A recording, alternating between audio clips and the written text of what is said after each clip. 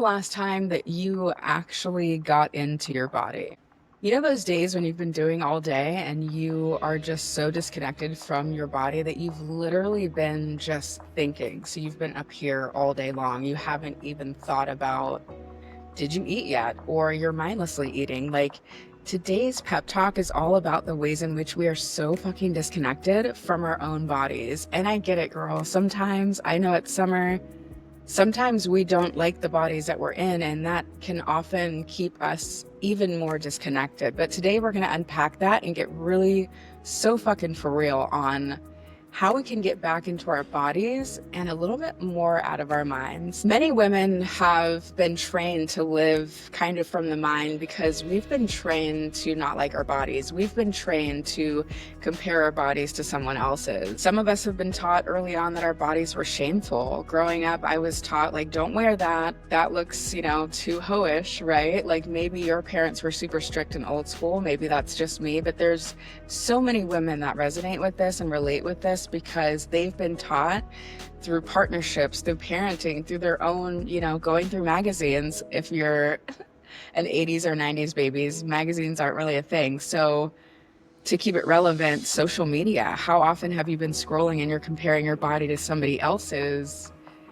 That could be a big reason why you're living up here. Society teaches us to fix our bodies, so no wonder why we're so disconnected from them. But what I know as a somatic coach and as a yoga teacher is that your body keeps the score, and your body is going to be a really good gauge of where you're actually at up here. Let's talk about it. How does that disconnection show up? It shows up as overriding hunger and calling it discipline, right? How many meals have you skipped? How many times have you not had breakfast under the guise of, I don't need that, or I've put on too much weight? Girl, your body is your home. Yes, eat healthy. Yes, be mindful of what you're eating, but don't rob yourself from a place of shame. Or for my hustlers, my entrepreneurs, my fellow business owners, how often have you pushed yourself past the point of exhaustion because you're trying to be a boss babe? There's so many ways that we ignore our bodies, the signals. For me, and this is kind of an embarrassing one to admit, but I'm sure somebody out there will get this, I would have to go pee and I would wait to go pee. I would push it. And that's not good for us. And it's like, why as women do we choose to play small? Do we try to shrink ourselves and be less of a frustration or less of an issue or less of an entire body, right? Like, I'm not saying don't lose weight, right? Like be at a healthy weight for your body, but we don't need to be so small that we disappear, because that's kind of what the patriarchy wants. Not to go too far into that, but let's not do that anymore. Let's do what we need to do to be healthy in our bodies, but let's be so regulated and so connected with our bodies moving forward that we notice when we're sitting like this. How often have you been sitting like this when you're driving? Girl, relax your shoulders back and down. Let's actually take a breath here together. Bring your right hand over your heart, bring your left hand over your belly. Relax your shoulders down your back and take a breath in. And then sigh that breath out through the mouth. And do that again and notice how differently you feel when you just check in that little bit with your body. Maybe your version of disconnecting is scrolling, numbing, right? Maybe it's through alcohol, maybe it's through weed, whatever it is that you use to numb. It can be as simple as doom scrolling. But I want to ask, how's that going for you? How do you feel after you engage in that thing? Whether it's not going pee when you need to, whether it's doom scrolling, whether it's overeating, whether it's undereating. You're probably feeling really anxious. You're probably feeling a lot of shame, and you're probably feeling kind of fucking foggy because you're exhausted or hungry or you overate. Let's stop doing that and let's get into a place where we are safe in our bodies. So what does embodiment really mean? Embodiment doesn't mean, oh my God, I suddenly love the body that I'm in, because that's not even real life. Like, we can't fake it. The whole thing is embodiment. We need to embody who it is that we want to become. We need to embody our actual body. That's the very first step. So being embodied means being present, noticing the breath, noticing when it's shallow. How often have you been standing in line at the grocery store or standing up having, getting ready to have a brave or difficult conversation, and you're fucking panting, you're out of breath because you're in fight or flight and you're not even aware of it. So I want you to, as you move through the rest of this day, as you drive, as you're sitting, as you're having conversations, notice those moments when you're feeling that kind of like stress in your body. Notice those moments when your shoulders are way up here and they could be relaxed down. Notice those moments when your belly is tight. Notice those moments when your chest is tight. And then go backwards. See, okay, when did this begin? Why am I feeling this way? Look around you, see what's around you, and see what is triggering this physical response. And I think you'll be so surprised at, oh my gosh, I've been doing this every day for the last 20 years, 30 years. This is how you build self-trust, because you are actually checking in with your actual self. You're not just doing what the kids need. You're not just doing what your job needs. You're not just doing what your partner needs. You're actually here while you're here. You're present in these things that you're doing. Yes, the doing doesn't stop. We can't just go lay on a beach and live our best lives 24/7.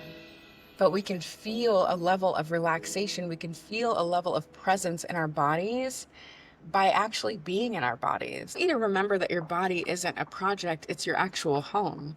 I, in 2014, had a colostomy bag placement. That is literally where you're pooping in a bag. I was 30 years old. I was literally sick and emotionally sick about it, because I was like, how do I go to work with this?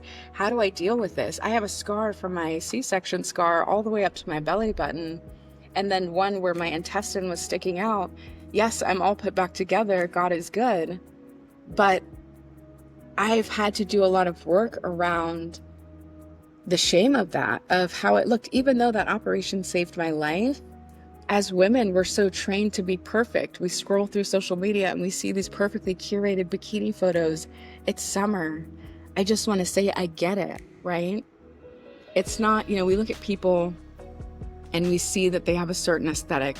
People look at me and they're like, oh, she's thin. Yes, I got some bulge and I've had 2 kids and all the things, but you don't know what's going on under someone's clothes. You don't know the shame that someone carries from a scar or from something else. So even if you're the person, you're watching this and you're like, I don't have any issues with my body, you can still take from this that, yes, you may love your body, but are you actually inhabiting your body?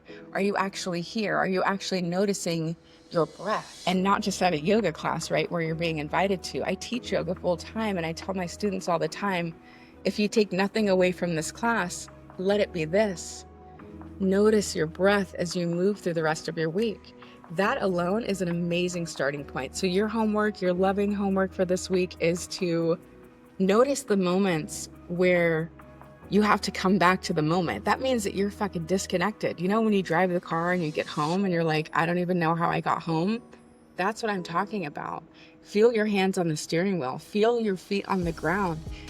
Notice that next breath as it comes in. You don't have to love your body to live in it. And maybe by bringing more awareness to the body, you'll be a lot more mindful of the things that you're putting into your body, right? Sometimes we can get so lost in the numbing and so lost in the disconnection that, yeah, we may not like it and we know that it's not healthy intellectually, but we're not actually ready to do that because we don't want to have to look at the ways in which we're coping.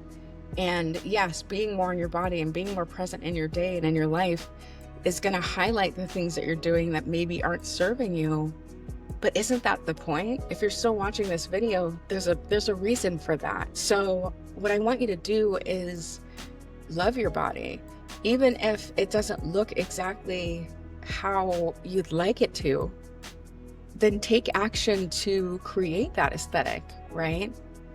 Take that action to create that aesthetic, but love yourself along that journey, because you've walked through so much and that body has carried you through all the shit you've lived through. She deserves that. She deserves positive acknowledgement, and she deserves to actually be lived in, right? Not just up here. How much time do we spend up here, right? All the time. You need to learn and practice living and being in your body while you've got it. So if you're ready to stop performing and stop living in the mind and not in your body, this is for you. And you deserve that. I love you so much, and I'll talk to you soon.